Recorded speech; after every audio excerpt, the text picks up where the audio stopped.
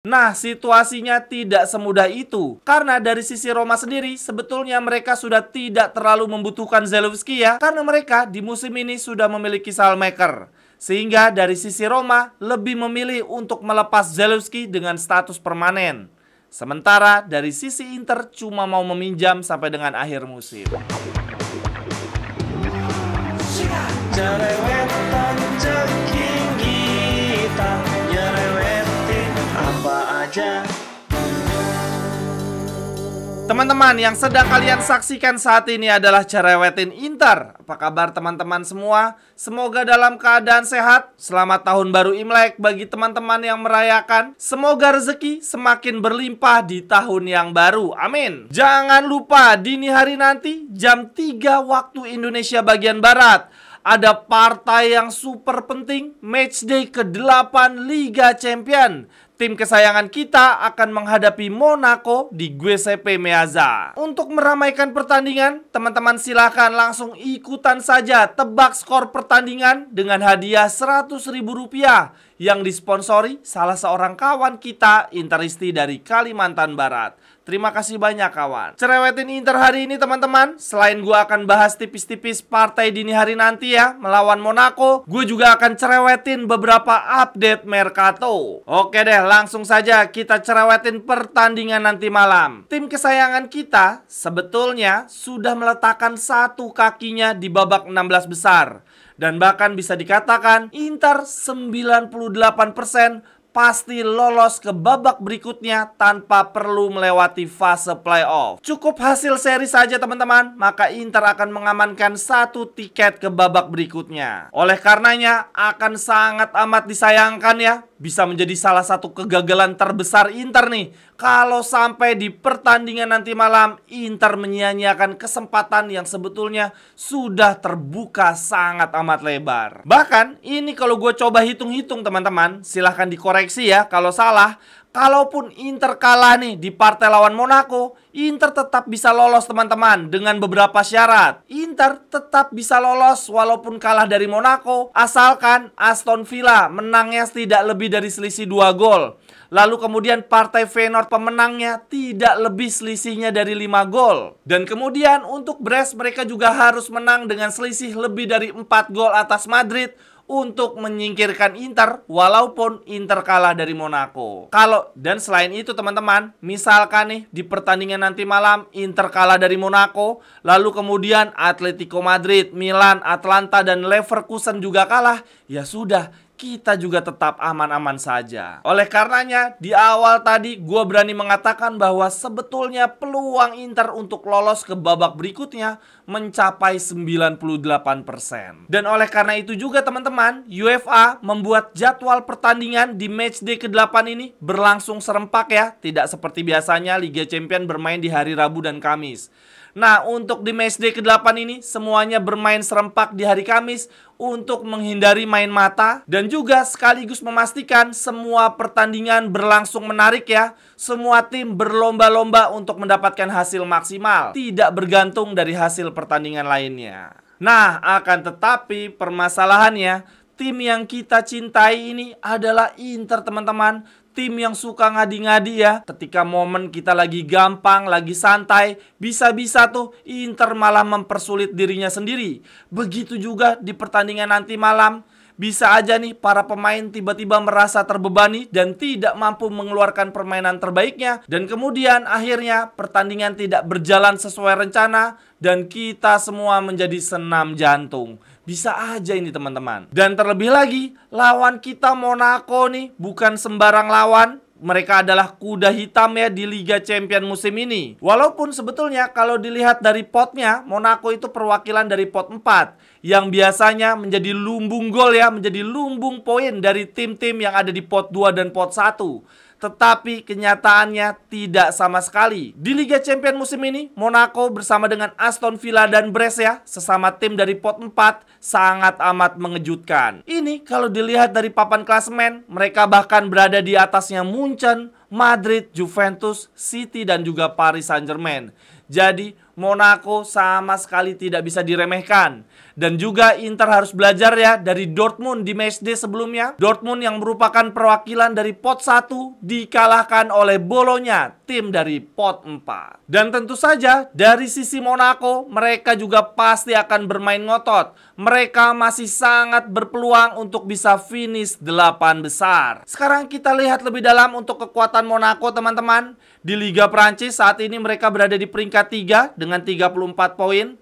Monaco sepanjang musim ini banyak bermain dengan formasi 4-2-3-1. Nah, ada 3 pemain yang sangat berbahaya di lini depan Monaco, yaitu penyerang tengah mereka asal Swiss ya, Embolo. Lalu kemudian dia didukung oleh 2 winger yang sangat berbahaya, yang bukan cuma jago memberikan assist ya, tetapi juga tajam mencetak gol, yaitu ada Ben Seguir dan Alioche. Namun sayangnya Monaco harus kehilangan striker andalannya ya, Balogun, yang juga dulu diincar oleh Inter.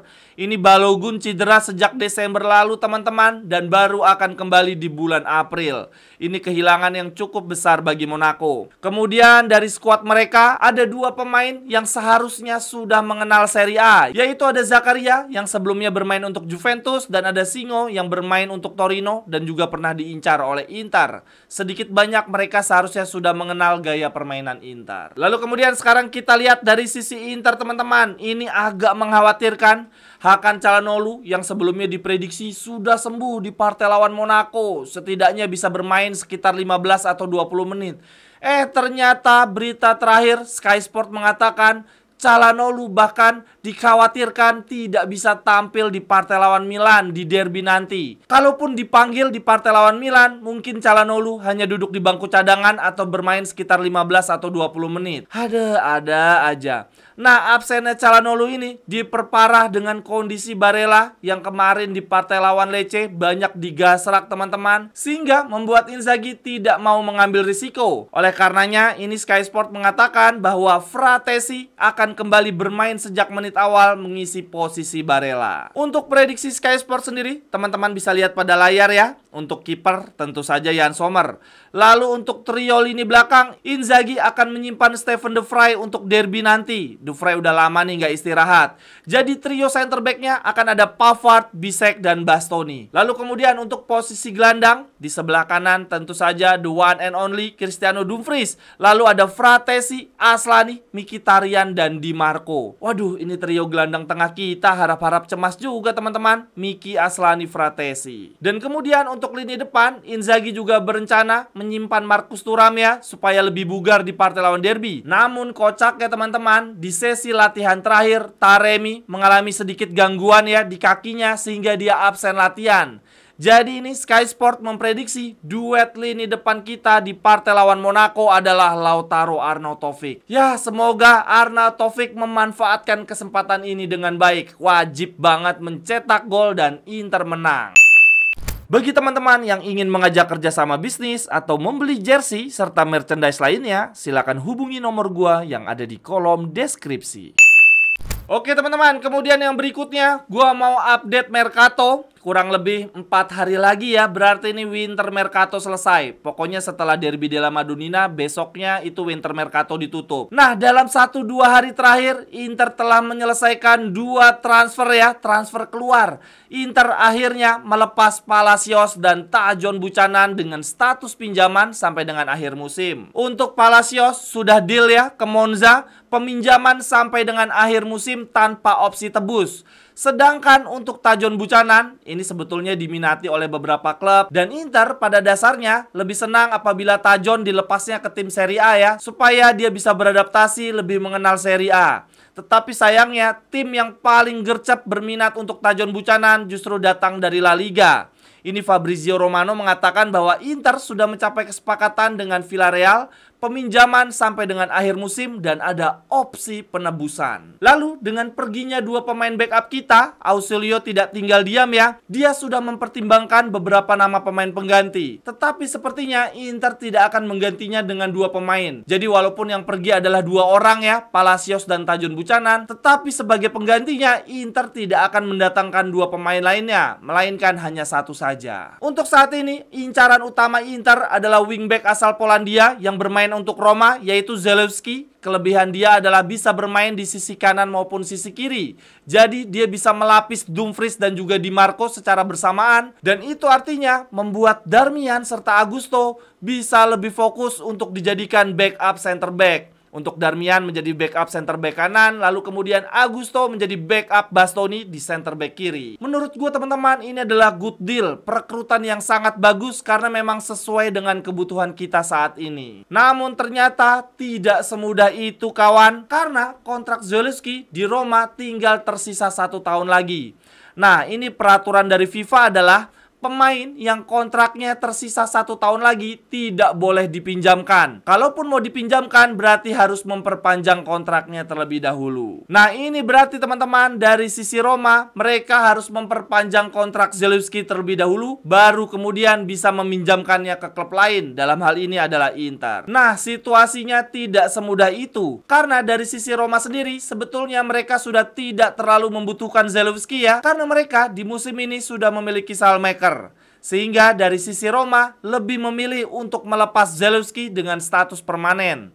Sementara dari sisi Inter cuma mau meminjam sampai dengan akhir musim. Oleh karenanya kalau dilihat dari berbagai media, Inter mulai mencari opsi lainnya. Dan saat ini yang paling dekat, paling memungkinkan untuk direkrut oleh Inter adalah Cristiano Biraghi, wingback jebolan Akademi Inter yang saat ini sudah tidak terpakai di Fiorentina karena Fiorentina sudah memiliki Robin Gosens. Biraghi saat ini usianya 32 tahun. Kalau dari sisi usia masih oke lah. Dan menurut gua dari sisi pengalaman dan gaya bermain, Biraghi adalah upgrade lah dari Palacios. Masih lebih mending untuk dijadikan backup. Akan tetapi permasalahannya Biraghi tidak seperti Zalewski yang bisa bermain di dua sisi. Biraghi hanya bisa bermain di sisi kiri saja. Walaupun sama seperti Augusto, Biraghi juga bisa bermain sebagai wingback kiri dan juga center back kiri. Nah, kalau menurut teman-teman gimana? Lebih milih Zalewski atau Biraghi nih? Atau ada nama-nama lainnya yang saat ini berseliweran? Silahkan tuliskan cerewetan teman-teman di kolom komentar. Sampai ketemu di cerewetan-cerewetan berikutnya. Terima kasih untuk yang sudah menyaksikan. Bye-bye. Thank you.